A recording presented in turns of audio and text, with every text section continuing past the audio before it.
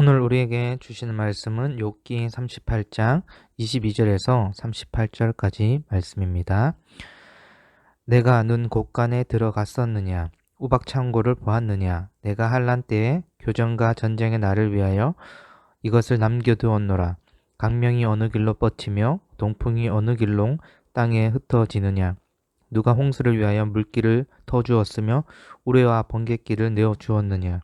누가 사람 없는 땅에 사람 없는 강야에 비를 내리며 황무하고 황폐한 토지를 흡족하게 하여 연한 풀이 돋아나게 하였느냐? 비에게 아비가 있느냐? 이슬방울은 누가 낳았느냐? 얼음은 누구의 태에서 났으며 공중의 서리는 누가 낳았느냐? 물은 돌같이 굳어지고 깊은 바다에 쏘면은 얼어 붙느니라. 내가 묘성을 메어 묶을 수 있으며 삼성의 띠를 풀 수 있겠느냐? 너는 별자리들을 각각 제때에 이끌어낼 수 있으며 북두성을 다른 별들에게로 이끌어갈 수 있겠느냐? 내가 하늘의 궤도를 아느냐? 하늘로 하여금 그 법칙을 땅에 베풀게 하겠느냐? 내가 목소리를 구름에까지 높여 넘치는 물이 내게 덮이게 하겠느냐? 내가 번개를 보내어 가게 하되 번개가 내게 우리가 여기 있다 하게 하겠느냐? 가슴속의 지혜는 누가 준 것이냐? 수탉에게 슬기를 준 자가 누구냐? 누가 지혜로 구름에 수를 세겠느냐? 누가 하늘에 물주머니를 기울이겠느냐? 티끌이 덩어리를 이루며 흙덩이가 서로 붙게 하겠느냐? 아멘. 여러분, 우리는 계속해서 욥기 본문을 살펴보고 있습니다. 모든 신자들의 인생에 고난을 피해갈 수 있으면 좋겠지만 작던 크던 우리는 고난을 마주하게 됩니다. 특히 신앙생활 잘 하고자 하는 자, 예수를 위해 살고자 했던 제자들은 현세의 박해와 핍박이 따랐습니다.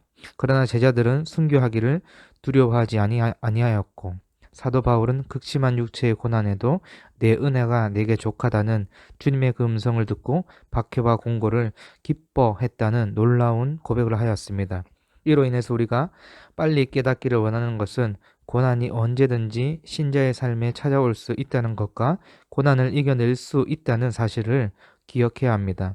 제자들과 사도 바울에게 임했던 성령님이 오늘날을 살아가는 신자들에게도 동일하게 교통하시고 임재하시기 때문에 우리는 고난 가운데서도 이겨낼 수 있는 것입니다. 오늘 본문은 어제 말씀에 이어서 계속해서 하나님의 그 창조 세계의 놀라운 섭리에 대해서 말씀하는 내용입니다. 어제 본문은 사람이 알 수 없는 창조 세계를 다루었다면 오늘 말씀은 사람이 경험하는 하늘의 현상에 대해서 말씀하고 있습니다. 여러분, 하늘이 우리에게 주는 자연 현상은 참으로 유용할 뿐 아니라 신기하고 오묘합니다.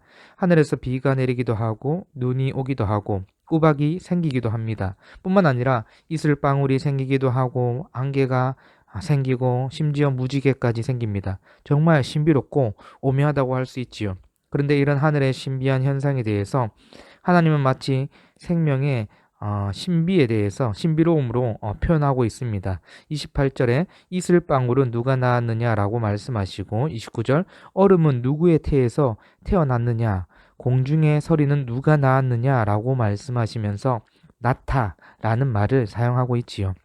하늘에서 보여지는 신비로운 현상들에 대해 하나님이 생명의 주인 되신다는 것을 보여주는 것입니다. 여러분, 어쩌면 작은 이슬방울이라 할지라도 이 이슬방울이 생기는 원리는 생명이 들어있다라는 것입니다. 하늘에서 내리는 작은 눈과 얼음이라 할지라도 그 성분과 조직에는 생명의 원리가 들어있다는 것입니다. 그런데 여러분, 하나님이 굳이 왜 이렇게 나타라는 표현을 쓰시고 생명의 원리를 강조하는 것일까요? 그것은 욥을 깨우치고 가르쳐 주기 위함입니다. 여러분, 욥이 생명에 대해서 말한 내용이 있습니다. 여러분, 욥이 한순간에 엄청난 고난을 겪지 않았습니까? 자녀 10명이 이틀에 걸쳐서 죽게 되고 그가 가진 많은 부가 한순간에 잃게 되고 뿐만 아니라 자신에게 질병까지 생겼습니다.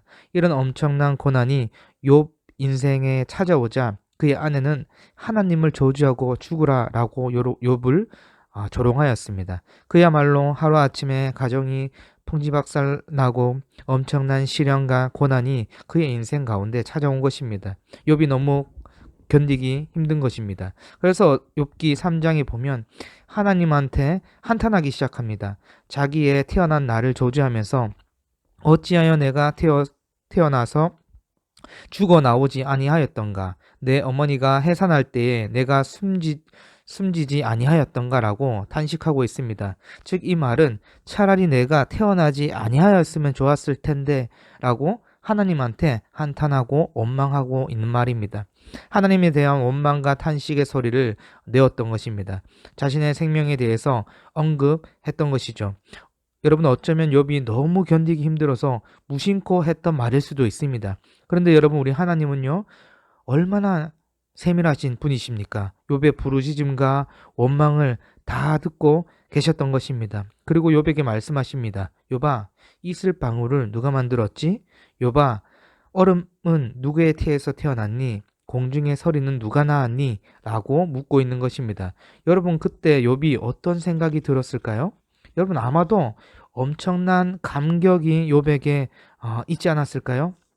여러분, 제가 어렸을 때 남들 다 가지는 성탄 선물을 못 받은 것이 정말 서러웠어요. 성탄 선물을 못 받은 지 이제 한 4, 5년이 되자 부모님에 대한 원망도 원망이지만 어느 정도 시간이 지나니까 체념이 되더라고요. 부모님은 내가 성탄 선물을 가지고 싶은 것을 모르는가 보다 하고 체념했습니다. 제가 잊지 못하는 성탄절이 있는데요. 그것은 초등학교 5학년 성탄절입니다. 자고 일어났는데 제 머리맡에 편지랑 선물이 놓여져 있었습니다. 알고 보니 부모님이 제 마음을 모르고 있었던 것이 아니었습니다. 다 알고 계셨고 부모님이 정말 나를 사랑하시는구나를 그때 알게 되었습니다. 사실 선물 자체는 제가 원하던 것은 아니었지만 그 선물은 제 인생의 최고의 선물 중에 하나로 기억됩니다. 왜냐하면 부모님의 사랑을 확인했던 순간이기 때문에 그렇습니다. 저는 욥이 이런 느낌을 받지 않았을까 생각이 들었어요. 여러분, 욥이 하나님이 원망하고 한탄할 때 차라리 정말 죽는 게 낫겠다는 절규에 가까운 표현을 했습니다. 여러분, 욥이 당한 아픔과 고통, 나에게 일어난다면, 우리 가정에 일어난다면 생각만 해도 아찔하지 않습니까? 그렇게 욥은 자신의 생일을 저주하고 자신이 차라리 태어나지 않았으면 좋겠다라고 생명과 출생을 거절하였지만 하나님은 다 듣고 계셨고 다 알고 계셨던 것입니다. 그리고 욥에게 물으세요. 욥아, 생명의 주인이 누구니? 작은 이슬방울조차 그 안에 나의 온기가 있고 나의 생기가 있단다. 작은 소리조차, 얼음조차 나의 생기가 있단다. 말씀해 주시는 것이죠. 여러분, 하나님은 작은 미생물에도 생명이 들어있다고 말씀하시는 것입니다. 그래서 욥의 생명도 하나님 손에 있고 하늘에 보여지는 모든 현상들 속에서도 하나님이 생명의 주인 되심을 보여주고 있는 것입니다. 26절과 27절 말씀도 마찬가지입니다. 누가 사람 없는 땅에 사람 없는 강야에 비를 내리며 황무하고 황폐한 토지를 흡족하게 하여 연한 풀이 돋아나게 하겠느냐. 사람이 없어서 죽은 땅이라고 할지라도 하나님이 비를 내리시면 그 땅에 생명이 자라나게 된다는 것입니다. 황폐한 토지라고 할지라도 하나님이 흡족하게 하시면 생명의 풀이 돋아난다는 것입니다. 결국 생명의 주인은 하나님이라는 것을 욥에게 상기시켜 주고 있는 것입니다. 여러분, 우리는 고난 앞에서 언제든지 욥과 같은 고백을 할 수 있습니다. 아마 저는 욥과 같은 고난을 마주했더라면 욥보다 더 심했을 수도 있겠다라는 생각도 듭니다. 그런데 여러분의 삶을 한번 돌아보시기 바랍니다. 하나님이 모든 생명의 주인이라는 사실을 부인할 수 있겠습니까? 여러분, 원래 우리의 인생은 유한할 뿐만 아니라 황폐한 인생 아닙니까? 성경은 우리가 죄와 허물로 죽었던 자였다라고 말씀합니다. 사람 없는 땅, 사람 없는 강야가 우리의 모습이고 우리의 인생입니다. 이런 인생 가운데 하나님께서 찾아오셔서 단비를 내려주시는 것입니다. 살 소망조차 없고 황폐한 인생 가운데 하나님께서 은혜를 베풀어 주시는 것입니다. 우리가 고난을 마주한다 할지라도 위와 같은 사실은 변함이 없습니다. 욥은 깨달았던 것입니다. 작은 미생물조차 하나님께 생명이 달려 있는데 하물며 나를 만드신 하나님이라면 고난은 좌절과 죽음이 아니라는 사실을 깨달았던 것입니다. 사랑하는 성도 여러분, 고난 앞에 우리의 마음이 황폐해지고 강야의 길을 지나간다 할지라도 좌절하거나 포기하지 마시기 바랍니다. 그리고 너무 힘들어서 자신의 생애를 원망해도 괜찮습니다.